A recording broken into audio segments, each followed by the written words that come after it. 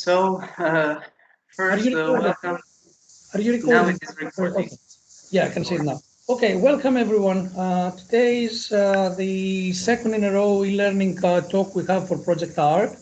It's a pleasure to have our partners from the European University of Tirana, they're giving the talk about e-learning. We're going to focus about aspects of integrations, new models, policies, institutional aspects, and of course we will discuss the impact of e-learning on climate change and how to reverse it. So, Henri, would you like to introduce our speaker? Thank you very much, and it's been an honor to have you on board and giving your first of the two webinars. Thank you. Thank you. It's also a pleasure to see you and meet you in this webinar session. So, this will be the first of two webinars that shall be delivered by European University of Tirana. The theme is integrating e-learning into traditional education models, with particular focus on blended learning. Our guest speaker is Professor Genti Beshiri. He will deliver his presentation. I've noticed that e-learning, maybe not coincidentally, it's a very popular theme among academic institutions, as it has become an imperative of the teaching and learning process in academia, not only prior to the COVID-19 pandemic, but it has even intensified further after the pandemic. So, Professor Genti, if you could deliver your presentation. Yes, hello everybody. My name is Genti Beshiri. I'm a lecturer of economics at the European University of Tirana from almost the beginning of its journey 14, 15 years ago. Today we'll speak and we'll talk about our experience and pro and cons regarding the e-learning environment and of course maybe even a blended learning system. So I'll start sharing my presentation. I don't know if you can see it. Can you see that? Okay, just a Yes, second. it is visible. All right, excellent. All right, so the agenda, it's as you can see it, we'll talk about value elements, propositions, the state of e-learning in particular in our environment at European University of Tirana. We'll have a short SWOT analysis and at the end some value on the blended system and of course some conclusions and remarks. Definitely we'll go short on this. Everybody here present and everybody involved in the higher education knows the principal value of education. So one of the principal value elements of on-campus education is approach to intellectual engagement with the world and with the wise people and professor of different topics. As John Henry Newman described it, it is a habit of mind, it's formed which lasts through life, of which the attributes are freedom, equitableness, calmness, moderation, and wisdom. Some students, of course, prefer to learn alone. We are definitely different in behavior and different in approaching situations. But however, many want to engage not just with a body of knowledge, but also with a community of like-minded people. So there are, of course, differences in this approach. People like to be more social, but there are also people that like to learn alone, to progress alone, and to engage differently. But for many, the community persists beyond the educational experience, giving them an ongoing social network and valuable professional contacts. Definitely at a certain point, everyone needs to engage because after finishing school, everyone is looking for a job or looking for a position or may undertake different perspectives in being a businessman, but nevertheless the professional contacts are valuable, are of course very important. Of course, there, however, is a growing sense among the public that the higher education might be overpriced or under-deliverable. This is depend on the context and depends on the situation, and of course that might be a case that we underline this in particular in our period passing the pandemic of COVID-19. So we must elevate the value of skills mastery and not simply the amazing knowledge of in education. It took steps to bring the real world into the classroom from, as we know in the history. But however, over the next 10 years, 26 of the top 30 fastest growing jobs will require some post-secondary education or training. Highlighting them, we have to, of course, emphasize even the way that this post-secondary education will be done. We are considering that these people are professionals, though they are very busy, and the path that they might follow will not be in the classroom, but will be mostly online. We must better align our education output with the current condition and demand. In considering this point, we have to highlight that there is a huge investments in different platforms nowadays that professionals are undertaking to progress in their professional career. So actually, we are funding and considering time plus cost plus green approach or green solutions. So connectivity has provided an enormous potential for a new medium to deliver courses and training for busy people and ones who live far away from the different institutions that they prefer or that they like to get engaged. So in each university, every professor is making an effective use of technology and transforming all existing courses materials into an e-learning environment. There is a growing number of online courses around the world, and there is a huge, of course, engagement of students from different parts of the world with a different university that are not in their area where they live. Computers are now commonly used for storing and manipulating data to access the student's performance. The educational material in an e-learning system must be very carefully structured so that the student can follow a logical path through the lessons or through the different materials that a professor might involve in their teaching way. Regarding now this situation that everybody here present has already very clear in mind, we have to clarify the main advantages and disadvantages of this current situation. Regarding the strength, we have to highlight there is a huge flexibility and accessibility both in terms of time and place, and in terms of its accessibility to a much wider population. So this approach can, of course, be accessible to everyone unless they have connected to the internet and have a computer or a smartphone.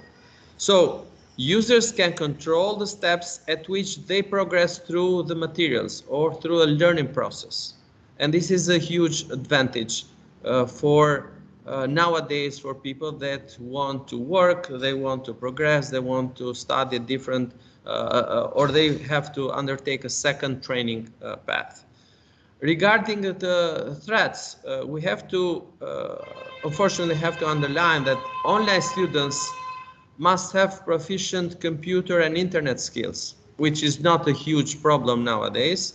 Definitely from the first classes, every pupil, every student already is engaged with computers and with gadgets that are connected to the internet. Problems with online testing system is the most problematic in my opinion, in particular to guarantee the security and integrity of testing in particular. And this is something that as far as we go further in this direction, of course, even technology is supporting in that. We have spent more than a year being in this condition, and of course, step by step is like we are learning, we are testing, we are trying to close these gaps in this direction.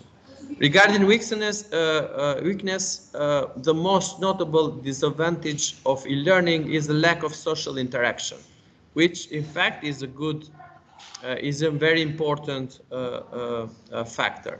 Studying a subject in isolation will require a great deal of motivation from a personal point of view, time management, and focus or a proper approach to this.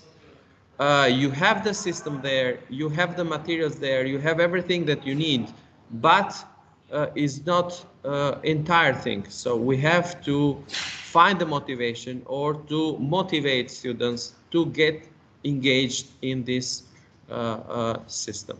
Regarding the opportunity, e-learning is accessible and cost effective, definitely.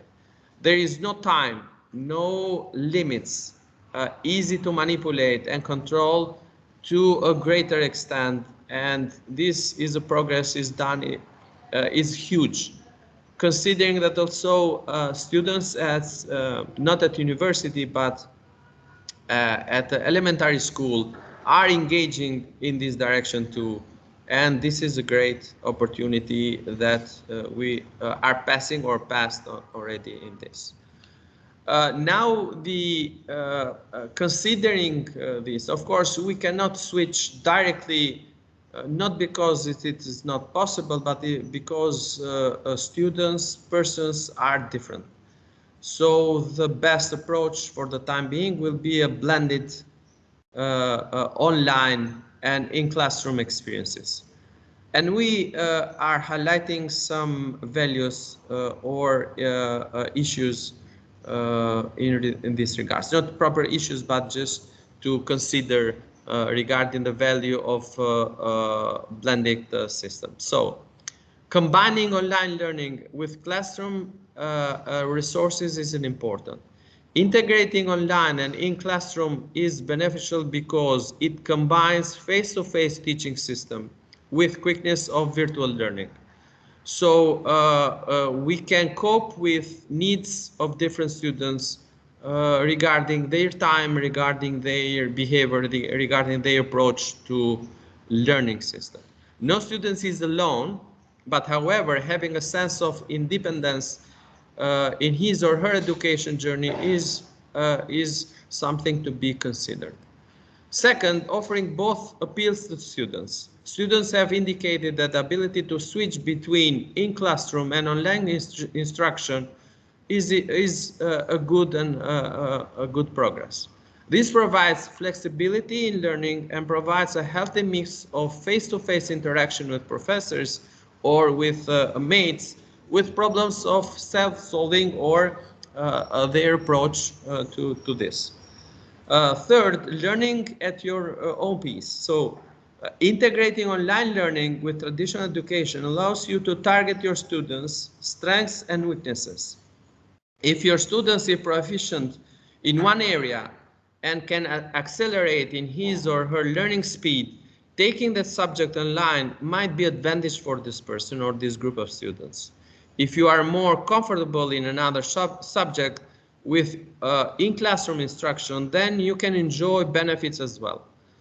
And of course, there is no just a black and white, but there are different colors, then this system might work switching to one with another system time to time. Of course, fourth is more affordable, definitely. This may or may not be a huge factor, but if we are blending the two methods, but online learning tends to be more affordable than in classroom. We have to consider here also the green approach to learning systems. Between efficiency and hard cost, online learning can be more affordable over the long run, and considering that universities now are being more universal, so they want to approach they want to engage with different students from different culture and to get additional added value to the system. Fifth, improve student teaching communication. Some students are handled by raising their hands in front of the peers. However, with a sense of independence that comes from virtual learning, our students will be more willing to ask questions and participate in class discussion. But we have seen during the online courses that this is not a problem. Maybe they are more even try to be less shy and maybe to consider in online classes, and they really get engaged, and the discussion is very comfortable also in this system. Six, integrate greater exploration. So online teachers can point students to links to help students learning and become interested in topics more effectively than just a simple lecture. By showing real-world situation with articles and visuals, students can grab a greater understanding and can also ask a teacher for further information as well. So this is a huge opportunity in online system. Another one, everyone can access the learning materials 24/7. Various learning styles could mean students learn better at different times of the day. Online learning gives students the opportunity to access learning materials at any time, at any place. Don't fall behind in case something happens. So by integrating online learning with students, won't fall behind in case of illness or any extended absence from school. If absences may be an issue, online learning can fill that need. This is very important, especially in the situation that we are actually, and I'm considering this pandemic or any other that might be during the whole year. Another one that is in fact not more for the university, but is for other lower stages, is parents can be more involved. We have heard also in the bachelor degree that while we are teaching online, students maybe interact even with parents, because parents are listening and they try to involve and they try to push their sons or daughters to get engaged more often. So with the mix of online and traditional learning, parents can have a better understanding of progress and struggles of their sons or daughters that are in school. And another opportunity, and of course is something to highlight, is that regarding digital skills and soft skills that they are taking from this. So after school is over, job placement might be contingent of students having adequate technological skills. And this is another additional added value that we wanted to highlight. So coming back to conclusion of this presentation, we have to underline that e-learning platform is a system which makes it difficult to engage some students in a meaningful and productive work environment. Also, e-learning tends to be more suitable only for students with a strong independent learning and motivation skills, but this constitutes a subgroup of students mass or professionals if you are talking about training in business environment. Because we see that sooner or later universities might take the opportunity to cope and to cooperate with businesses even in this direction. Blended learning in a broadest sense can be defined or conceptualized as a wide variety of technology and media integrated with conventional face-to-face classroom activities and comes in many shapes and types.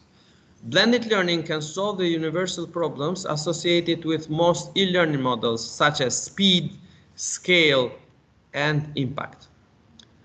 In business, managers could benefit from online materials about the principle of hiring, but needed classroom instruction with role playing to learn those skills.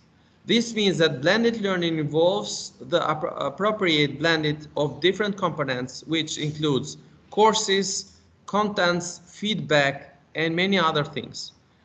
This means that the blended learning can solve the problems of associated with e-learning models such as speed, scale, and impact. Regarding an issue of online education, is that online education is still facing problems with branding and accreditation.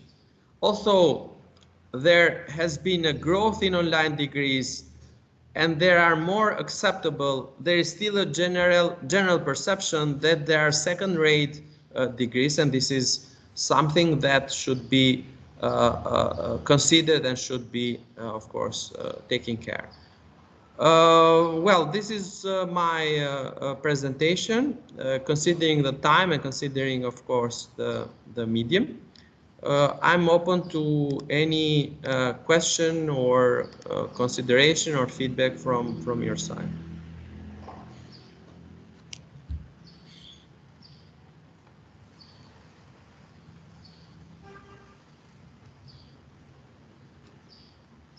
If not, then maybe I can pass the phone to Katrina for any additional word to this presentation.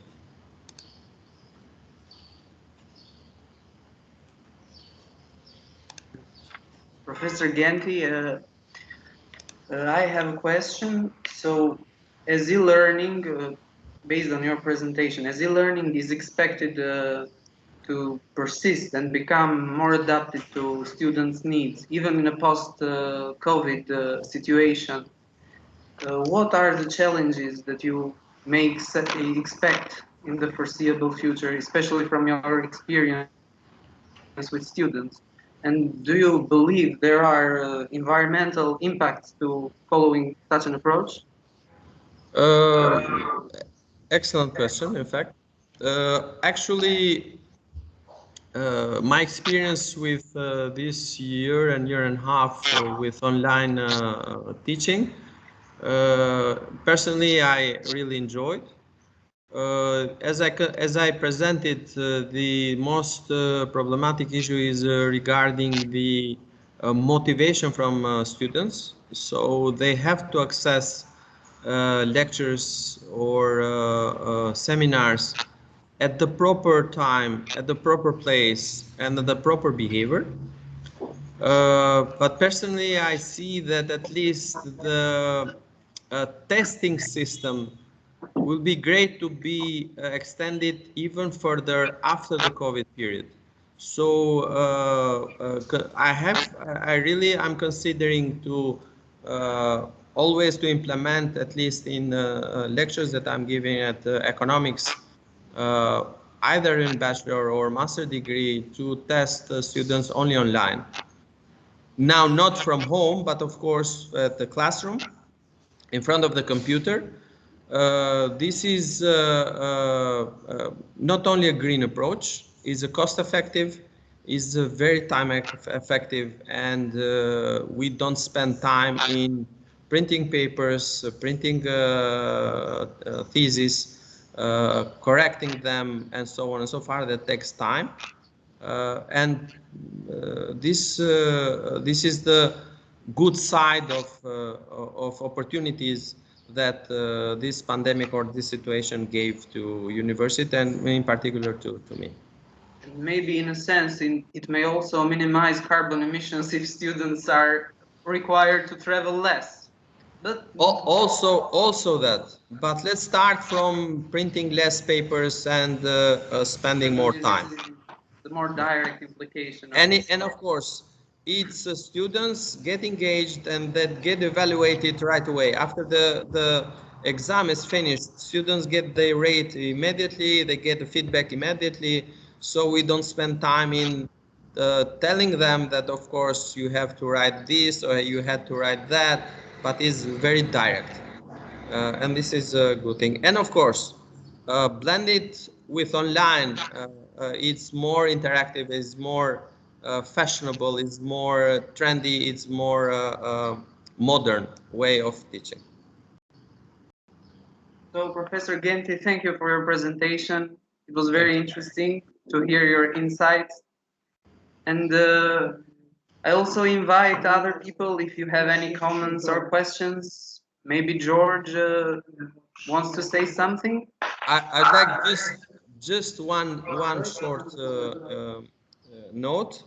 Unfortunately, this period here at the European University is exactly at the time that students are approaching the final exams or approaching or defending their thesis in front of the commission. So unfortunately, we couldn't had much more engaged with the students, but as we know, we have recorded this presentation and these seminars, and we'll share it with the student afterwards, because these are the last day at university, and the time is very limited for them to get engaged in other things than finishing their final exams at university.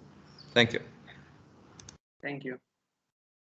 So, if there are no further comments, we can also close this webinar session.